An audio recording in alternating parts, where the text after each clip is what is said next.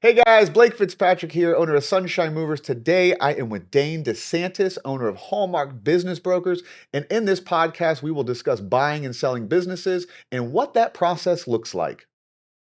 So tell me a little bit about your business. Let people know what it is that you do for businesses. So we help other people transition their business from one party to another. Okay. Sometimes that's a person, sometimes that's another company. We also do some business consulting and coaching. A lot of people don't prepare their business to sell prior to selling it. It's probably one of the worst things you can do is do no preparation. Mm, As an example, you have children, don't you, Blake? 3 of them. I have 4 of them. If I wanted to go sell my minivan because we were done with it and there were gummy bears and stickers on the window and all the other stuff that kids do to minivans, and I brought it to the dealership, do you think I'm going to get a lot of money for it? No. Why not? Because there's stuff everywhere. But if I got it detailed, got the stickers off, got the gummy bears off the rug, I would get a lot more money for it. Same thing with your business. If you don't prepare it, it's going to sell for less. That's a great way to put it. Yep. And I've worked with you over the last few years. Great friendship, by the way, and I appreciate everything. But I know that I've heard of stories. People come into situations where they need to have a fire sale and sell their business pretty quickly, and that's not the best case scenario as far as price that they're going to get for it and things like that. What is the average time that you work with a business before it is able to sell for top dollar?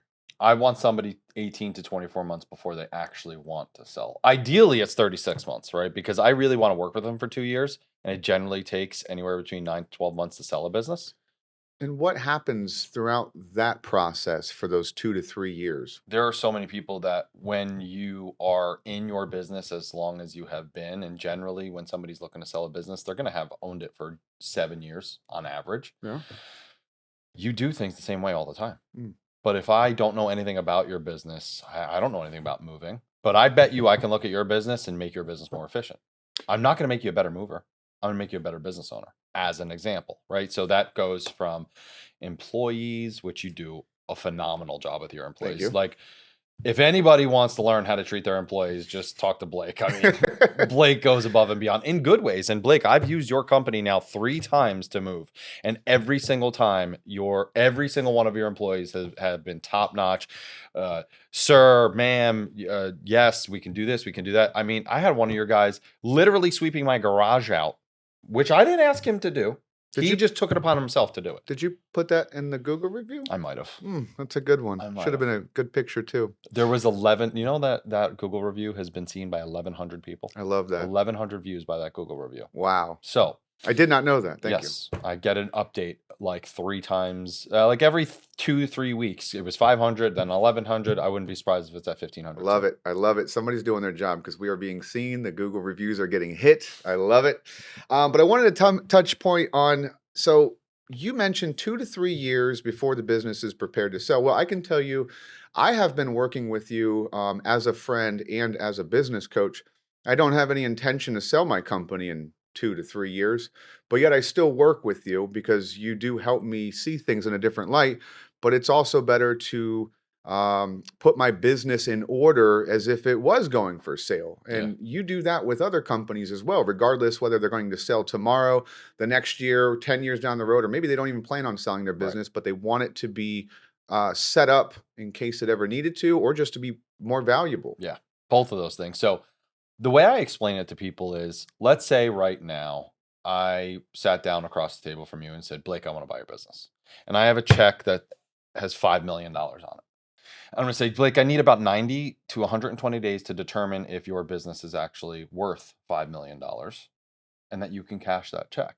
What if I said to you, Blake, at the end of working with me for 2 to 3 years, you can cash that $5 million check? Whereas right now, you probably couldn't. And I'm not saying you specifically, I'm talking about any business owner, right? Most business owners think everybody thinks their business is worth $1 million. We've heard it all. It's just not, right? So somebody who thinks it's worth $1 million, they bring a check, somebody brings a check and it has $1 million on it, and they go to cash it and they can't cash it because the reality is their business is only worth about $400,000 to $500,000. That's a big hit. 50% of what you think your business is actually worth, it's 500 grand. And I hear about this all the time. I've got quite a few friends that are moving company owners. And it seems like out of the bunch, there's a few experts who think their business is worth this. And then you have the other experts who say, oh, no, it's not. And this is how it breaks down. and it's trying to understand between the two conversations I'm having or two sides of the story. But then I have you, and you give me the facts, Yeah. and I can't appreciate that enough. But it's hearing you over and over the last 3, 4 years that I now understand that as a business owner, it's important to have people like you around, even if I'm not trying to sell the business, Yeah. just in case. I've got 3 kids. God Yeah. forbid something happen and I can't run my business Right. and I need to sell it last minute. Mhm. Or, I mean, let's just say I wanted to get a loan to grow my business. I assume that having these numbers all in line so that when they come and look at the company and see how things are going to get that loan, I would imagine that that would be even beneficial as well. Oh, for sure. I can't tell you how many business owners I talk to who want to sell their business, never mind the ones who don't, who have no idea what their books say. Right. That's a travesty. Like, as a business owner, my books, I can tell you where every single dollar goes. And every business owner should do the same thing. We're talking about small businesses. We're not Mhm. talking about $100 million businesses. We're talking about businesses and revenues of 500,000 to even $5, $6 million. Like, you literally should know where every single one of your dollars is going, where it's coming in, how it's coming in, and how it's going out. I think the how it's going out is really hard for people to understand, but it's really not that hard. If you just follow the numbers, and when you see something in the wrong category, that has a major effect, right? Because when you value a business, there's several ways to value a business, but one of the ways, especially in the small to medium sized businesses, there's something called owner benefit or seller's discretionary earnings. So what that means is, if you go down to the profit, you go back into the expenses, and you pull out what the owner takes for themselves. Do they pay their car lease? Do they pay their phones? Do they pay their children's phones? Do they pay things like their health insurance, their 401k, things that someone wouldn't need to pay if they were buying the business or didn't have to pay? So if you hire me to help you sell your business or prepare your business to sell, and you pay me whatever the number is, when the person buying your business, they won't have to pay me. So that becomes seller's discretionary earnings. Essentially means if you didn't pay me, that profit would be higher. And one way to sell a Mm. business is a multiplier of that profit plus the seller's discretionary earnings. And it sounds like there's a lot that goes into this. And I'm sure that you have a great team, which I do know a couple of the people on your team Mhm. to do a great job. But what about the things are there things outside of what you do that are still going on for the sale of the company that you work with outside vendors? I don't know, bookkeepers, Absolutely. CPAs, things like this? 100%. Yeah. Bookkeeper, CPAs. There's things you can do. Look, the way you grow any business, there's 3 ways. Okay. 1, you increase sales. 2, you decrease expenses. Or 3, do both of those at the same time. So you can get an expense reduction company, right? If you're big enough, you can have somebody renegotiate your contracts with your large Mhm. vendors who are Mhm. costing you money. And now this renegotiation saves you money. Here's a very simple thing that people don't, and it's starting to happen more and more, but the business owners that I would consider legacy big business owners, people who've owned their business a long time, old school, kind of Mhm. generationally older, Multi-generation maybe? just older, right? Yeah. Older generation, they have been taking on that 3%, 4% credit card fee. In some businesses, that's 60, 70, $80,000. If you pass that along to your client, which is happening more and more in every industry, Mhm. your profit goes from $60,000 less to Mhm. $60,000 more. And if there's a multiplier of 2 or 3, that's $120 to $180,000 if we're using the $60,000 number. It's a big chunk of So it's change. either your bank account or mine. That's the way I look at every decision in business. Either my client pays for it, I pay for it, or my vendor pays for it. Mhm. That's just the way it works. Yeah. What makes a good candidate for somebody for you? What size company do you prefer to work with, or is there a company size that you prefer to work On the with? brokerage side or the consulting side, or both. Both. So realistically, our sweet spot for business brokerage is a sale price under 5 million, 5 million and under. And the reason is SBA, Small Business Administration, there's a cap. Every single person, credit withstanding, you have to Hmm. have good credit and you have to have money to put down, but every person has available to them up to $5 million of loan to buy a business or to expand a business or to anything with business. That's through the government. You get it through a bank, so on and so forth. So that makes things a little easier for you handling those size of businesses because the capital is available through Correct. these sources. Correct. That makes Now sense. we go higher. Like right now, we've got an $11 million pool company for sale, which is a wonderful company. Anybody out there looking to buy a pool company right now? Plug. Jump on that one. They're awesome. Great people, great business, been in business for a really long time. But the point is, 75% of the businesses that we sell use an SBA loan. Okay. So if your business isn't qualified for SBA because of one reason or another, one of those reasons being you didn't prepare your business to sell and your taxes aren't the way they could be, well, then you've just lost out on potentially 75% of the market that could buy your business. Look, you want to sell your business for $3 million. How many people do you know that are just going to drop $3 million in cash on your business? None. Me neither. And I do this for a living.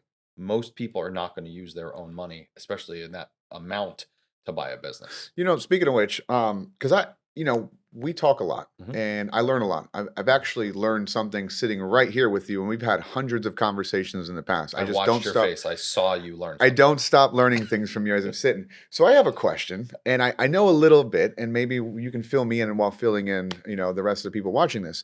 When I hear of owner financing, I sell a business and I owner finance it to somebody. What exactly does that look like, and what does it look like when they can't pay me? That's a good question. So it's all negotiation, right? But essentially what's going to happen is you become the bank for the potential buyer. Generally speaking, the buyer will put down some percentage of money, and then they will ask you to hold a note for a set period of time with a set period of payments over that period of time. So there's a couple of ways to handle it. You could just easily say, okay, I want a note for 5 years for $100,000, and here's the amortization, and the interest rate will be X or Y. Okay. The other way to do it is when a buyer needs more cash flow, they will say, I will do a 5-year note with a 10-year amortization. So that means essentially your payment will be cut in half, but in 5 years, you owe the balance right then and there. It's called a balloon note. Oh. Okay. Now, one of the advantages to something like that is after 2 years, you can refinance that. You can go to the SBA and refinance out of the seller's note. Wow. So it's a really good way to do something like that, right? Now, here's the caveat. There's 2 things from a seller's perspective that I would say. One, if your business is set up properly and you've done all the things that you needed to do to sell it for the most value possible, you would never hold a seller's note. You just wouldn't. Why would I do that? There's no reason for me to do that. Buyers will often say, well, the seller has skin in the game. Well, that's what due diligence is for. Do your job during due diligence. You can prove every single thing that the seller is saying if you do your job, or you can prove that it's not correct and you don't buy that business. So, and then the second thing is, I always tell sellers, if you're going to take a note, be prepared that the only thing you're going to get is the principal, which is that chunk that you got down. If you're okay with not getting the payment for the seller's note, then take this deal. And why would they not take payment? What would happen there? I'll put it this way. We've sold hundreds of businesses over the last, we've been in business since 15. So 2012. So we've been in business 11 years here. And over the hundreds of deals that I've done over the year, I've only had 2 people sell seller finance, just to give you an idea. There are some brokers where that happens a lot more often because the business isn't in good financial order, the books aren't in good order, so it's really hard to prove what the person is saying. I've only had one out of those 2, only one of them had to take the business back because they weren't making their payments. So that's what happens. You see, this is why I asked, because I've heard of a company, there was a plumbing company in town, and it sold. And then I'm getting this from people that know this person. It's here in town. I know the name of the company. I won't mention it. That company sold, and then the person couldn't keep up with the payment. Something happened. So he already got a chunk up front, from what I understand, and then he got his business back. Yes. That's insane. That happens very often. Wow. So there's some liability in that, because if it's done properly and then it's a heavy asset laden company like yours, you have lots of assets. You have lots of tangible assets. If you were using your business as an example, if you were to go and do seller financing, you would put a UCC lien on every one of your trucks.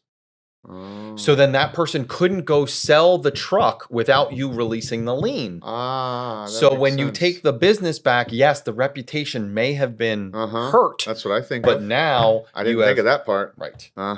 But and this is one of the things I'm glad we're getting to. There's a difference between a stock sale and an asset sale. Okay. Among other things, one of the big things is that generally speaking, a stock sale is frowned upon by a buyer because when you buy the stock of a company, you're buying all the risk. Let's say somebody 5 years ago tripped and fell in front of your store and they haven't chosen to sue you yet. And then you buy my stock and then they come and sue the corporation. They're now suing you, not me. Wow. Okay, so that's one of the liabilities. But there is a time and place for stock purchase. It often happens in medical offices because dealing with the government, Medicare and Medicaid and all that other stuff, if you just buy the corporation, it's a lot easier. The other thing that happens, like let's say your business as an example, how many trucks do you have? 9.5. Okay, let's say those 9.5, for argument's sake, are worth $500,000. Let's just say, Mm-hmm. okay?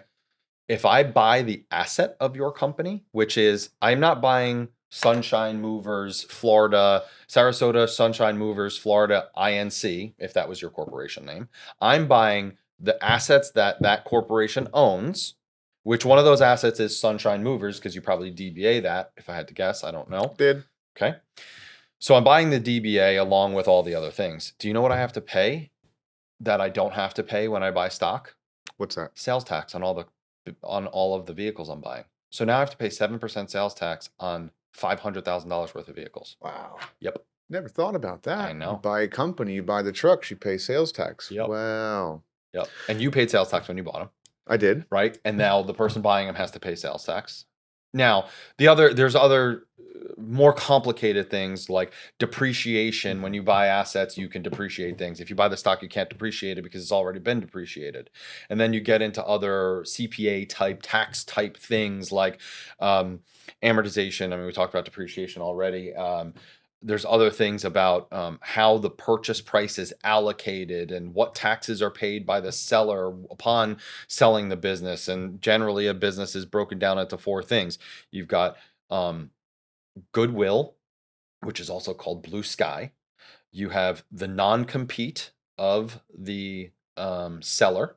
You have furniture, fixtures, and equipment where your trucks would land, and then inventory. So your boxes that you sell, that's considered inventory. So those 4 things are generally what a business is broken down to, different taxable percentages on each one of those different categories. So it behooves the seller and the buyer to sit down prior to this business selling and say, okay, the CPAs are going to get together and say, okay, this is in your best interest. This is your best interest. Let's fall somewhere in the middle so that we're all, it makes sense for everybody. That's kind of what happens. You sound like you've done this before. Maybe once Just or throwing twice. it out there. Once or twice. But it's funny that, I know that there's other business brokers in the area. I've known you for quite some while, and I've seen where, let's say, a post on Facebook or a conversation in a room, and anytime anybody ever talks about buying or selling a business, all I ever hear is Hallmark Business Brokers. Now, I don't know if that's because you may be smarter than the rest, or what is it that you can contribute to the fact that you are what I think the dominating business broker of this area is? So a long time ago, when I worked for other companies, I always believed while I didn't own the company, the portion of business in which I controlled was my company. So when I take that approach to business, I basically say the quickest way for me to build any sort of business is by relationships. Love it. So was for the first 3 years of my business, I was at chamber events. I was in BNI. We were in BNI for 6 years together. I was always out marketing my company with one caveat. What's that? I went into every relationship figuring out what I can do for you before I ever got anything for myself. Looking back, I can go for that. You've always helped me along the way. When I found you, I came into BNI. I think I was maybe 3 or 4 years into the company. I thought I was on top of the world, and little did I know I was just getting there. Yeah. But I remember when I met you, you were full of all this information, almost to the point where I was like, "Who is this guy?" And then after talking to you for, like I said, years and years and becoming your friend, I realized you know what you're talking about. Yeah. But I got to say, looking back, you've always offered whatever you can to help me. I mean, I've already said it. you've been like a business coach to me. Mm-hmm. Luckily for me, we're friends. I don't know if one day you're going to start sending me a bill for this, but like I said, you should. And that kind of brings up something else. We were discussing this because you work as a business coach for Mm-hmm. these clients. You Mm-hmm. work with them for 2 to 3 years. God forbid they decide I don't want to sell my business. But, we talked about it. I was like, Dane, you should coach people Mm-hmm. because I pay coaches Mm-hmm. and you do a great job Mm-hmm. and I don't have to pay you. But as you discussed, you were thinking about or working on starting some sort of a coaching, even if somebody isn't necessarily looking to sell their business in the next couple of years. So you want to tell me what that looks like? Yeah. So there's this old adage, when's the best time to plant a tree? 7 years ago. When's the next best time? Today. So this is the way I look at business. No matter if you're starting out or you've been in business for 30 years, you should always be running your business as if you could sell it tomorrow. So I have coached myself out of someone selling their business. I have a program called Ready to Sell. It's 9 steps to getting your business ready to sell. And that takes between 18 and 24 months. And then I still need 6, 9, 12 months to actually sell your business. But along the way, one of the things that we do is oftentimes, and especially the older generation, especially males, their business is their identity. It's who they are. They wake up and that is what they do, who they are. One of my goals and one of the modules of our program is to make your business less reliant upon you. And if I can help you do that, like I'll tell you, if I had $1 for everybody who said, if I was just 20 years younger, and I'm like, yeah, everybody says that. But what if I can get your business to a place where it's not reliant upon you? You bring somebody in, you pay them whatever, $80,000, $100,000, I don't care what it is, but you make $200,000 to $300,000 more than you're making right now. Would you All like day that? long. Everybody says, sure, sign me up. I'd love to do that. And then they don't want to do any work. I am your personal trainer for your business, right? So if you were to go to the gym and your personal trainer lifted all the weights, that's why they're jacked and I still look like a string bean. Because got to put in the work. You got to put in the work. I'll be there to spot you. I'll be there to lift the weight when you can't, but you need to lift the weights. And that's what I do for people's businesses. That's awesome. Yeah. Well, I look forward to continue working with you as always. For free. You've been a great friend to me. You've been a great supporter of my company. Just keep on moving, Dane. I will do the best I can on that. Looking for round number 4. It's coming up in a year and a half. I love it. I think we should call it 9 months and then get another one on the end. Sounds good. I'm in for that. Well, is there anything else that you want to add to this, or any questions for me? I guess I've been curious and I've watched the maturation of your business from our first conversation in Starbucks. I remember we were outside at Starbucks. That was our first meeting. I do remember. Yeah. And we talked about a whole host of things, business, personal. There's a lot of things that we talked about in that meeting. But to see where you came from there, which was about 2 trucks, maybe 3, let's call it, 2, 3 trucks, probably 3 or 4 employees. Most of them were in the field to now 9.5 trucks, probably 2 or 3 people in the office, 14 or 15 people in the field. How'd you do that? You already said it. It's relationships. Yep. The relationships that I have with my entire team, they're professional. You hear you don't want to mix friends with employees and vice versa. But, you don't have to necessarily be their quote unquote friend, but you can still be there for them as the employer, as the owner of the company. People go through things in life, and if I can help them, I will. And I also get an immense amount of fulfillment when I do something for somebody. And in some cases, that is making sure that these guys have a better place to work than if they went anywhere else.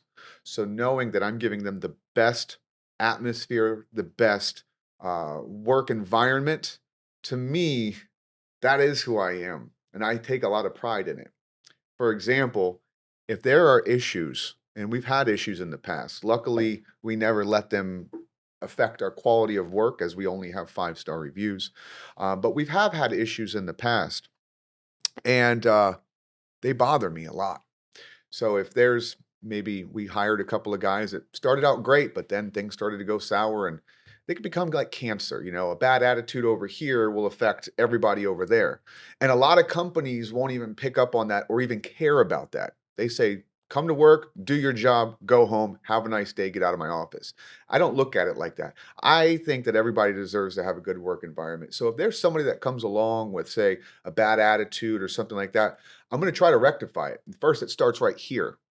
Sometimes before I go to bed, sometimes when I wake up, sometimes throughout the day, sometimes at the dinner table. I'm thinking about it all the time. What can I do to make this better? And the learning curves of how to make that better are the stresses that I've dealt with. But in the end, the fact is that I care and I'll find a way to rectify it. And I can say now, coming forward, looking back on all the stuff, I now have better perspectives on when we hire and what to look for and things like that. And for example, you'll hear of a moving company, maybe they have a list of the deal breakers, of what we want, what we don't want. Usually first on their list is experience and knowing how to move furniture and ability to lift furniture and this, that, and the other.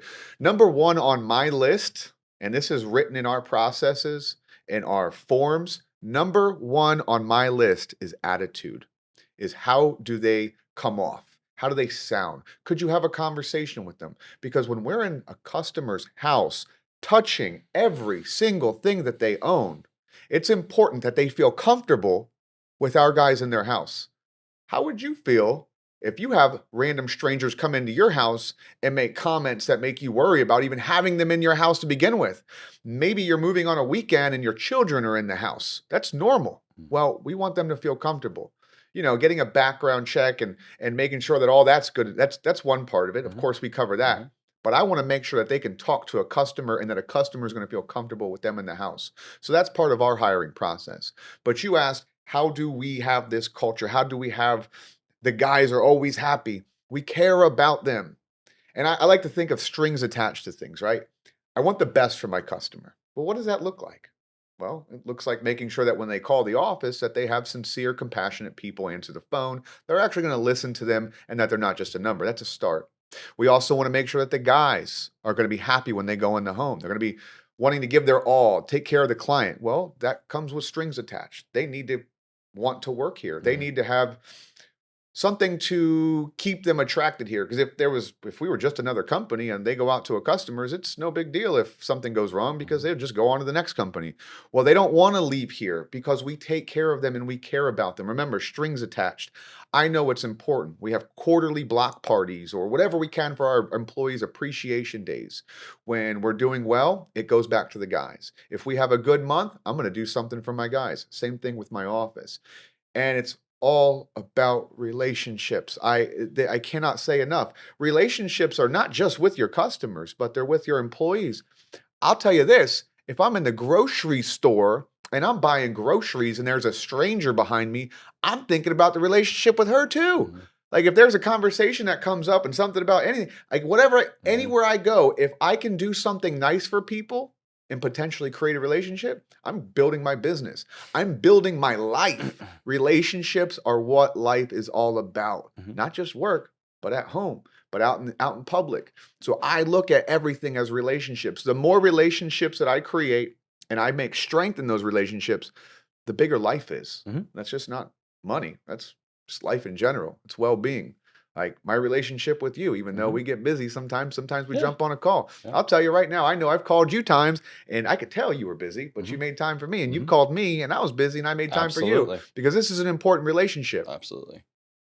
Relationships, 100%. Look, I don't, people always ask me, is there like this magic bullet like for business? And the answer is no. I mean, you can either have a really good product, good service, whatever the case may be. I think there's a couple of things that I've taken away from what you've said. And just to kind of summarize some of what you said, hiring, attitude over aptitude. That's one of my philosophies. You make it sound better than I did. Well, I've been doing this a little longer than you. That's all. Right? Who they are, not what they know. Because you could teach them. Facts. Right? But you can't. I always say, I can teach somebody how to read a P&L. I can't teach them how to be a nice person. You could teach somebody how to pick up a box without hurting themselves. You could teach somebody how to move a bed up and down the stairs with as little damage as possible. You can't Mhm. teach them to know how to talk to someone, Mhm. right? I mean, it's either innate or it's not. Um, hire fast, or sorry, hire slow, fire fast. Mhm. You say you got this bad cancer. I call them apples. Did you ever buy a bag of apples and one of them goes One of them goes bad? bad. The Yep. whole bag Ruins goes the bad. rest of them. Okay. And the funny part is when you've got your best employee, you, what's the saying? It goes like this: your best employee will only put up with so much on in what you let your worst employee get away with. I can definitely see Right? that. So you've got this guy who's a rock star, and you have this guy who's not producing in any way, shape, or form, and you're letting him stay on board and get paid the same amount that this guy is, and the same amount of overtime, and the block parties that he's going to. This guy's going to be like, Mhm. what is going on here? I agree. And it's tough, in the moving Oh, industry. it's When we totally. have a schedule made out, let's say I've got 20 guys. Well, let's say I got those 20 guys and I've got multiple days with all 20 of them Mm-hmm. booked over the next 2 Mm-hmm. weeks. But one of them, something isn't right, whether it be he showed up late too many times Mm-hmm. or anything. Mm-hmm. It's not like I can tell him, sorry, you got to go Mm-hmm. because I need him. Mm-hmm.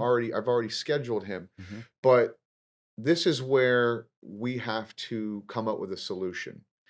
I will tell you this, I will put on a shirt and get in a truck and go move furniture before I allow somebody to continue working here that should not be working here. Whoever's listening to this, listen to that, because put your pride and ego away and go move some furniture if you have to. Not only do you need to get him out quickly, and that will set a sign for the rest It's of a the guys, precedent. Yeah. but the fact that I will step in there, or my operations manager, Dave, who, by the way, if you're listening to this, Dave, I love you. You're amazing, doing great, making my life so much easier.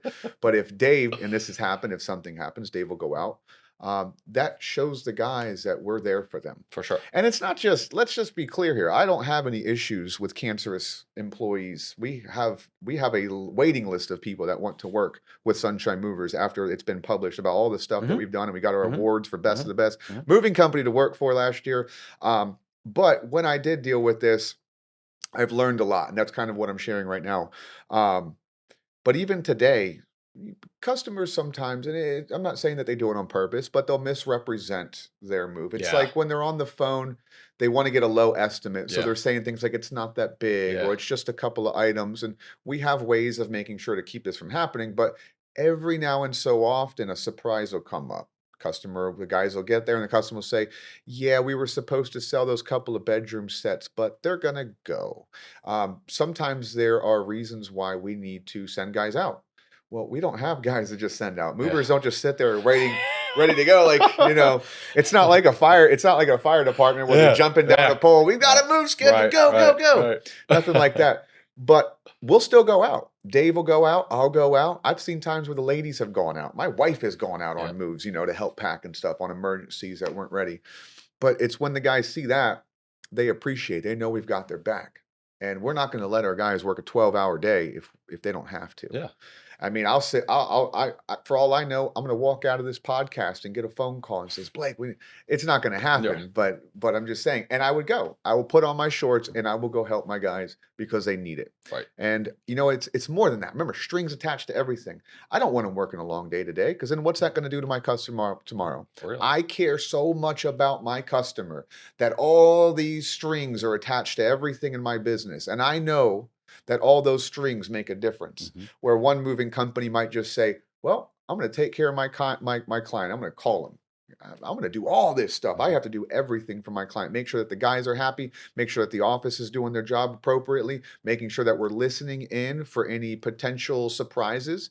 Because the customer, they may not see it as a problem, but we know that that's going to add liability. Yeah. It's going to add time. We want them to save money on their move if that's what they're looking to do. Mm-hmm. So we walk them through the steps. In fact, we're probably the most informative moving company I have ever seen, and it's all in our website. We have so much content in our website, so many videos on our YouTube channel that show clients how to save money on their move, how to pack themselves, what to expect on move day, all these tips. I spent a lot of money and a lot of time creating all that content and sitting in front of a camera, getting really uncomfortable, and it's not even anything to help make us money. In fact, I'm literally handing my clients tips to pack so they don't have to pay us to pack. Yeah, What kind of guy does that? a great guy. I I don't know, but I know that I care about my customers, Well, and you know, whatever they want, they get. in the long run, that's going to make you more money anyway. That's the reality. You're going to get more jobs. Look, it's real. It's easy to fake something for a period of time. You can't fake what you do over an extended period of time. And the reality is your business has thrived because of who you are and really who you surround yourself with, right? So a couple of things. People don't understand this as business owners, but your employees are your clients.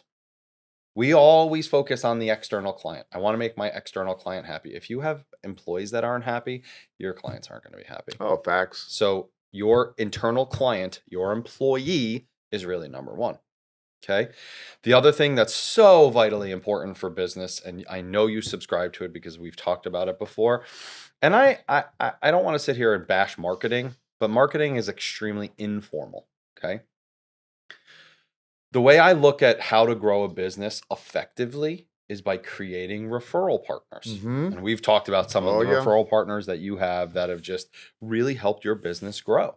And the way you get referral partners is to really just put your ideal client in a circle in the middle, and then put spokes outside from that ideal client.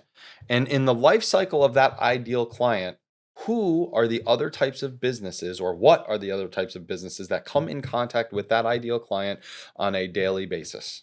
When you find those clients, those referral partners, you stay in front of them until they continue to start giving you referral after referral. Because the reality is you want a symbiotic relationship, which is I'm giving you referrals and you're giving me referrals. That is the best type of relationship that you can have. Nobody wants a one-way relationship. I would like to talk to that too. So me as a moving company, everything you just said was wow. That was a great piece. But you also mentioned a referral partnership where it's a two-way street, best way. So it's funny because I actually have referral partners that unfortunately are major one-way streets, realtors.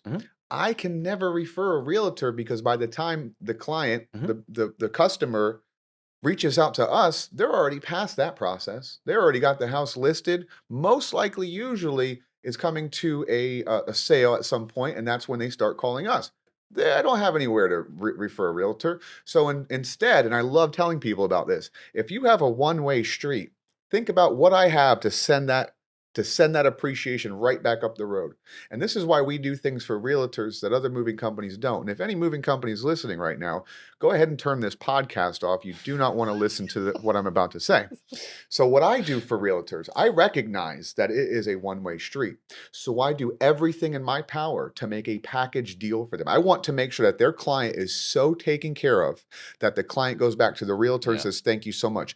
I want to make the realtor look like a rock star and grow their business, their branding by making them look good. Example, you were referred by, let's say, Susan with so-and-so Realty. When you come to me and you say, Blake, I was referred to you by Susan from so-and-so Realty.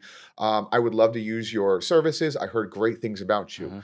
This is what I say and what I have trained everybody in my office to say, because we also follow up and do. We let them know, because Susan with so-and-so referred you, you're going to get preferred rates. You're going to get this, that, and the other. For example, you might have some pictures that need to be packed up. Well, that's an easy one. You know what? Those few pictures that you needed packed, we're going to go ahead and do that for free. Those materials, don't even worry about it because you're referred by Susan. Anything that we can do to make it a package, because we want to make Susan look great. I mean, it's no secret. We're getting referrals for them. We don't want to burn that bridge. In fact, we need to light that bridge up and paint it with gold, because that's part of what our business is referral partners. And we recognize it's a one-way street, so we send every piece of value back. And there's a couple of other things that we do. Example, if a realtor, this isn't very common, but it's happened quite a bit, and we're trying to build on it. If a realtor wanted to say offer their clients a closing gift of a $500 coupon from Sunshine Movers. Well, the realtor, you'd think that the realtor would pay Sunshine Movers $500 for this coupon to give to their clients. Well, that's not true. They would only pay me $250, and I'm going to cover the other $250. And it's going to be a $500 coupon that they hand to their client. And when the client calls us, we quote their move and we take the $500 right off the top of the move. That looks amazing for the For sure. realtor. And imagine that client going out to other people. Yeah, you've got to use Susan with so and so realty. One, she got us all these services that we needed. It was so easy. It was great. And another thing, they got $500 off our move with Sunshine Movers, the #1 luxury moving company in Sarasota, Florida. But you get it. I do. It's you make it a package. There are one-way streets out there. Unfortunately, there are one-way streets, and you just got to find a way to send something right back the road. So understand, you've created an environment where a one-way relationship has now become symbiotic and two-way, right? Because if who Susan referred me to you, I'm now going to refer Susan to my neighbor because they did such a good job. Where, look, being a real estate agent, unfortunately, is almost like a commodity. I mean, you can get they're literally everywhere. I mean, you can't drive down the road without seeing a sign for somebody being a real estate agent. So if you can step out and stick out like I could or Susan could by referring you, and they get all this, I mean, that is value that is going back to Susan in a unconventional form, right?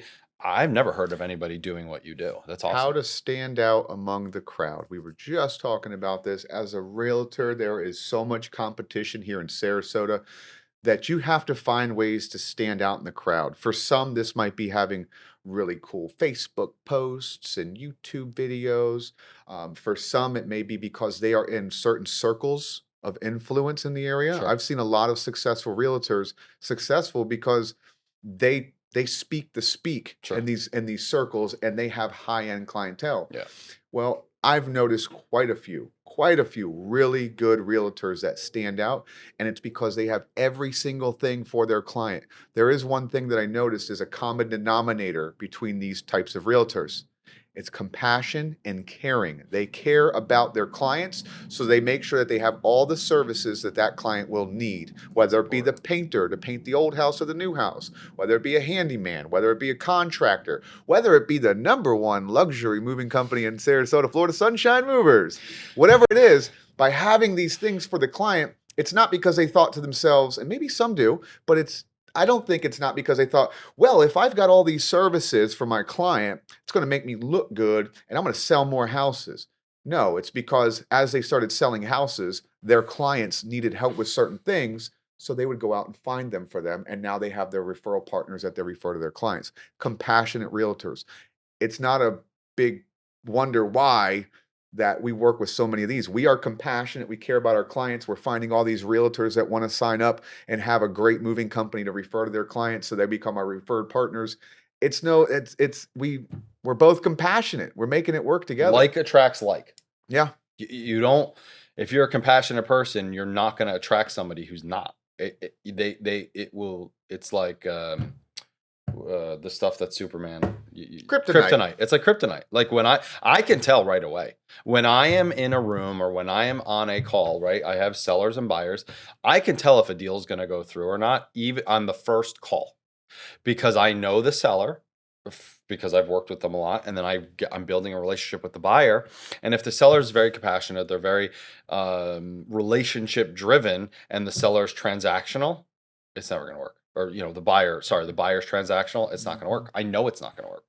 And I go through that conversation differently because I think for me, psychology is such a huge thing. Little things like body language, words that are said, words that aren't said, inflection. Listening is the most underrated tool that humans use. I've had to learn that one myself. You Just and keep me my both. mouth shut. We are men. Let's just listen. It's kind of the way it works. But it's hard, right? Because when you hear somebody talking, you're on the other end, and you just want, and not everybody, I'm not saying you specifically, but there's a lot of people who want someone to know how smart they are. So instead of listening to what the other person is saying, they're preparing their rebuttal. They're preparing their what they're going to say next. Just shut up and listen. Literally just sit there and listen. I'm extremely guilty of this. I've had to learn. I've had to psych myself into this understanding of nobody just needs to hear you talk 24/7. Just listen and go from there. Yeah. And it's a great selling point too. So I've also learned that when you're dealing with clients, just be quiet and ask them questions. Let them talk. You'll learn. You'll see what they need. What where are their pain points at? And then you find a way to fulfill those. You take care of the pain points and the job is sold. People make business way too complicated. So there's two things that I tell people often. The most powerful word in the English language is no. And the most important question you can ever ask anyone is why. It's pretty simple. Because the reality is, on the surface, when you tell me you want something, I don't know why you want it, but oftentimes it's an emergency. But the reality is that emergency might just be in your head. And I'm not saying that it's not. It very well could be, but I don't know why you want what you want. And until I know why you want what you want, I can't really help you. Okay. I think we're coming to a close here. Anything else you want to throw out there for the world? Relationships and referrals, it's the best way to build a business. Absolutely. And if you're moving, to hire the #1 luxury moving company in If Sarasota. there's a drinking game that comes off of this podcast, we would all be hammered by Sunshine Movers being said are the #1 moving company. Awesome. Well, it's been great, Dane. I appreciate you coming out and Thanks, doing Blake. a podcast with me. Hopefully we'll do another one in a couple of years when we grow our business 10x and Sounds great. go from there. I like it. Awesome. All righty. Thanks, bud. Yes, sir.